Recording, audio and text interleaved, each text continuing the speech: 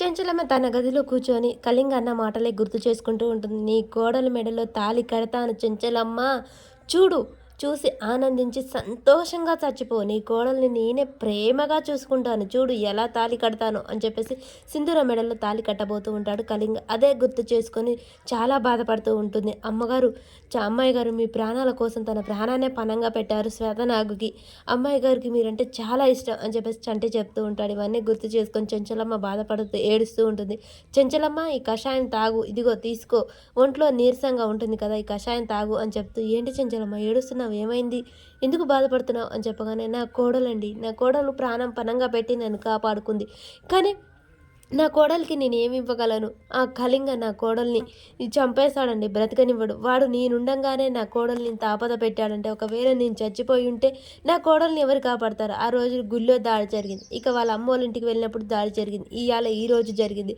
ఇలా నా కోడలికి ప్రతి క్షణం ఆపద వస్తూనే ఉంటుంది. కానీ నేనంటూ లేకుంటే నా కోడల్ని కాపాడుకోగలనా? ఆ కళింగ చేతుల్లో నుంచి నేను కాపాడుకోగలనా?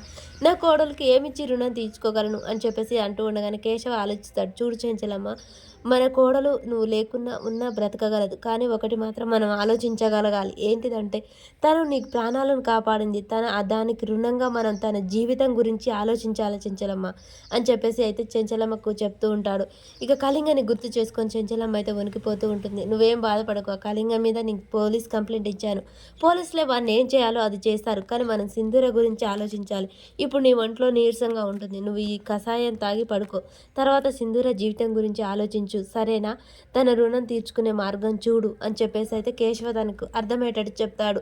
ఇంకా చెంచలమ్మ నా తల తిరుగుతూ ఉందండి, సరే నువ్వు కషాయం తాగి పడుకో, ఎక్కువ ఆలోచించి ఇబ్బంది పడకు, మన కోడలికి మనం అండగా ఉంటాం, ఏమీ కాదు అని చెప్పేసి అయితే కేశవ అర్థమయ్యేటట్టు చెప్తూ ఉంటాడు. చెంచలమ్మ మాత్రం కోడలి గురించే బాధపడుతూ ఉంటుంది.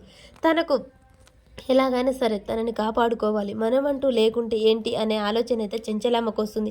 మరి అది అర్థం చేసుకొని సింధూరకు పెళ్లి చేయాలనుకుంటుందా?